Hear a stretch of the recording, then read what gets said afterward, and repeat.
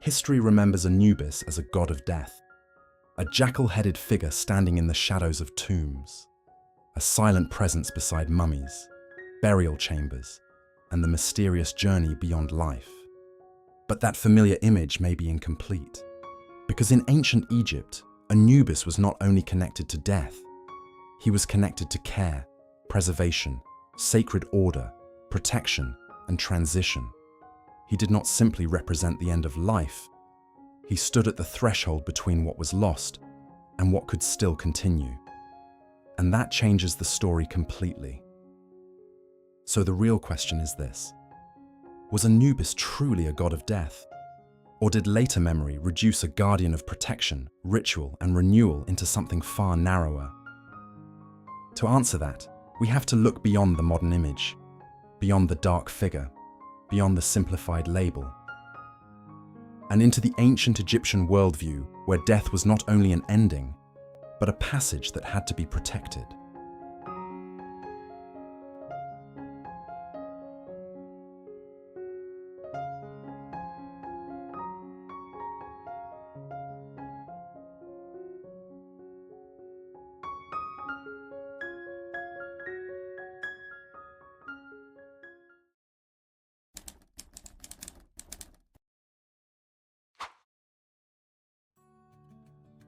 For many modern viewers, Anubis is one of the easiest Egyptian gods to recognize.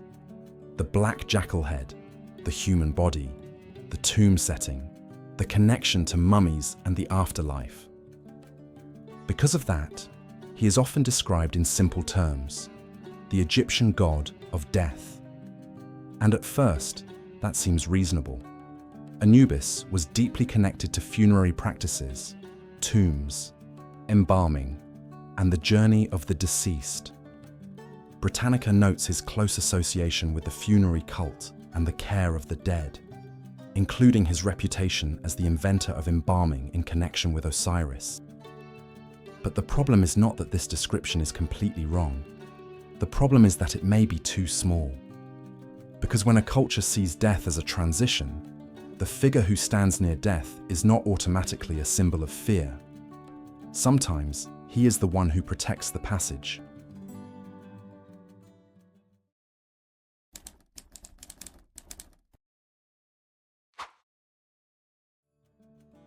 This matters because Anubis shows how easily ancient figures can be misunderstood when modern imagination separates death from meaning. In ancient Egypt, the afterlife was not a vague idea. It was part of a larger religious and moral order. The body, the tomb, the rituals, the names, the offerings, and the judgment of the soul all mattered. The goal was not simply to acknowledge death. The goal was to preserve continuity. The body had to be cared for. The resting place had to be protected. The person's identity had to survive in memory and ritual. This is where Anubis becomes more than a dark symbol. He becomes a figure of responsibility, a protector of the vulnerable moment when a person could no longer defend themselves, speak for themselves, or guide themselves. If we call him only a god of death, we may miss the emotional center of his role. He was not only linked to what ended, he was linked to what Egyptians hoped could endure.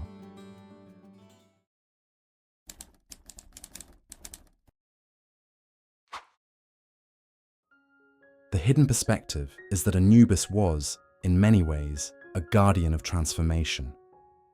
That range of roles is important. It shows that Anubis was not a one-dimensional figure. He was not merely waiting at the end of life. He was part of the process that made the next stage possible. His presence near embalming was not just symbolic. It reflected the Egyptian belief that the body needed care and preservation for the journey beyond death.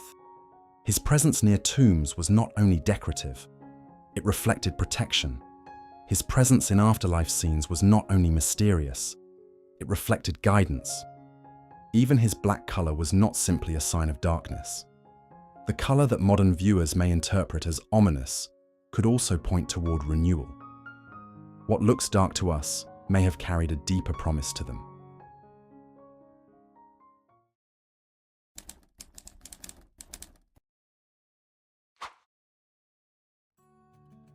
But Anubis also changed across time.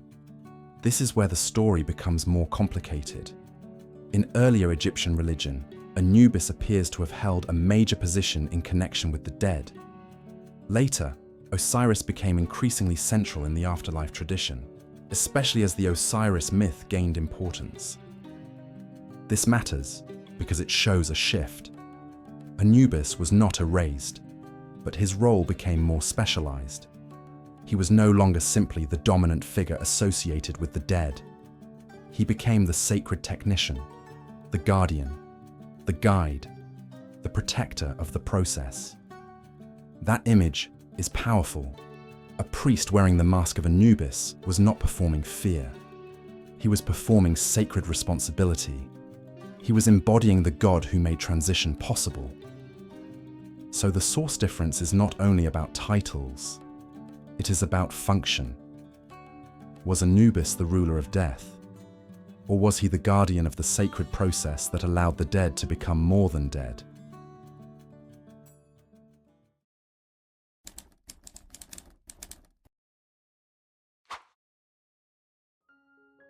Here is the contradiction. The same figure modern culture often reads as dark may have been one of the most reassuring figures in the Egyptian afterlife imagination. He appears near the tomb, not as a threat, but as protection. He appears near the body, not as an omen, but as care. He appears near judgment, not as chaos, but as order. That prominence suggests something important. Anubis was not a background symbol. He was a major figure in how Egyptians imagined the boundary between life, death, memory, and sacred order. And maybe this is where the misunderstanding begins. Modern viewers often see the jackal and think of danger. Ancient Egyptians may have seen the jackal and thought of protection at the edge of the desert, near the places where the dead were buried. The same symbol can change meaning depending on who is looking. To us, the image may seem unsettling. To them, it may have said, someone is guarding the threshold.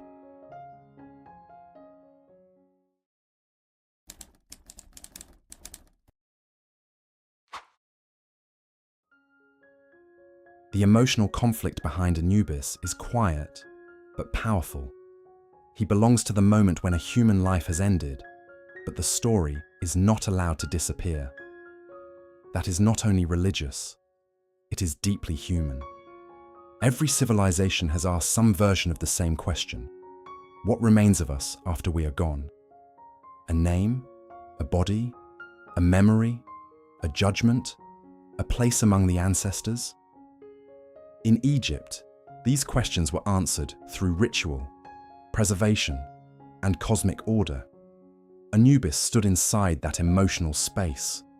He represented the care given when the person could no longer care for themselves. He represented the protection of a journey no living person could fully describe. He represented the belief that the dead should not simply be abandoned to silence. This is why reducing him to death alone feels incomplete. Anubis was close to death, yes, but closeness does not mean cruelty. A guardian stands near danger not because he is the danger, but because someone has to protect the crossing. And that may be the most overlooked part of his story.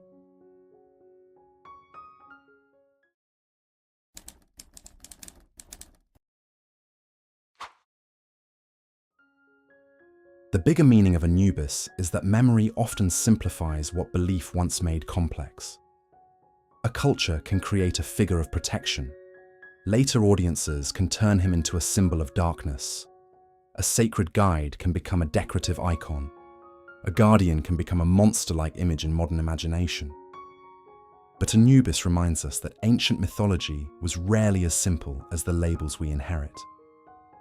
God of death is easy to say, but Anubis was also tied to preservation, ritual, dignity, transition, judgment, and the hope that life could continue in another form. He shows us that ancient Egypt did not only fear death, it organized meaning around it. It built rituals around it. It imagined guardians for it. And perhaps that is why Anubis endured for so long. Not because he represented the end, but because he represented the possibility that the end was not left unguarded. The mystery is not why Anubis was associated with death. The deeper mystery is why we forgot everything else he represented.